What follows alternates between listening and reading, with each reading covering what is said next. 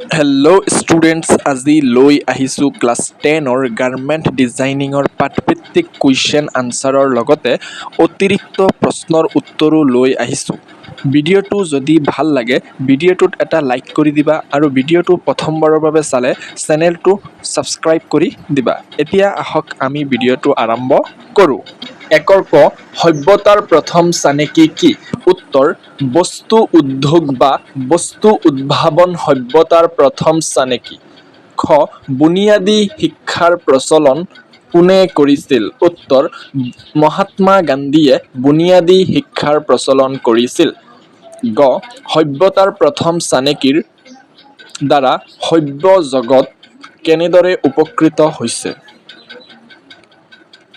উত্তৰ: বস্তু উদ্যোগ বা উদ্ভাৱনৰ ফলত মানুহৰ জীৱন অধিক সহজ, আৰামদায়ক আৰু উন্নত হৈছে। যাতায়াত, যোগাযোগ, শিক্ষা, চিকিৎসা আদি ক্ষেত্ৰত ব্যাপক উন্নতি সাধন হৈছে, ফলত সভ্য জগত বহুলভাৱে উপকৃত হৈছে। 2.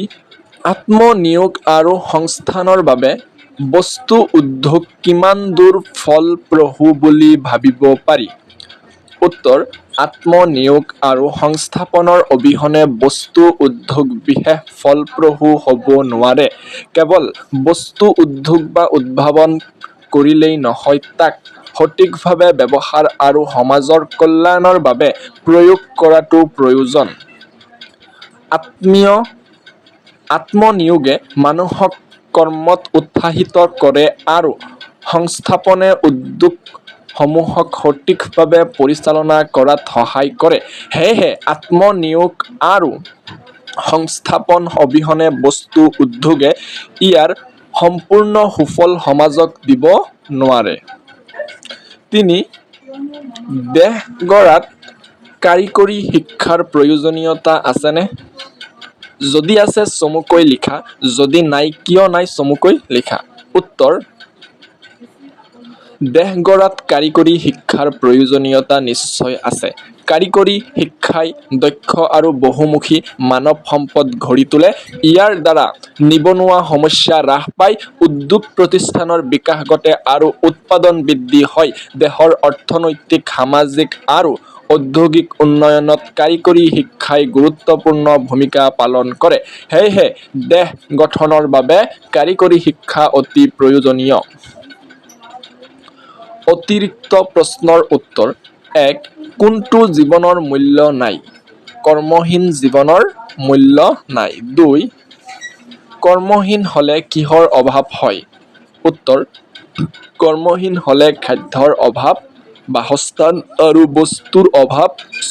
বস্ত্ৰৰ অভাৱ হয়। 3. মানুহৰ মন মগজুৰ উৎকৰ্ষমূলক চিন্তাৰ ৰূপটো কি? উত্তৰ: মানুহৰ মন মগজুৰ উৎকৰ্ষমূলক চিন্তাৰ লিপিবদ্ধ ৰূপটো হৈছে মনীষীসকলৰ তত্ত্বগধুৰ গৱেষণাৰ বাণী। 4. জন্মৰ লগে লগে সকলো জীৱৰে প্ৰধান আৰু প্ৰথম তাগিদা কি? উত্তৰ: জন্মৰ লগে লগে সকলো জীৱৰে প্ৰধান আৰু প্ৰথম তাগিদা হ'ল ভোক নিবাৰণ কৰা। ছাত্ৰ-ছাত্ৰীসকল, ভিডিঅ'টো ভাল লাগিলে এটা লাইক কৰি দিবা আৰু ভিডিঅ'টো প্ৰথমবাৰৰ বাবে চালে অনুগ্ৰহ কৰি চেনেলটো ছাবস্ক্ৰাইব কৰি দিবা। থেংকছ ফৰ ৱাচিং ভিডিঅ'।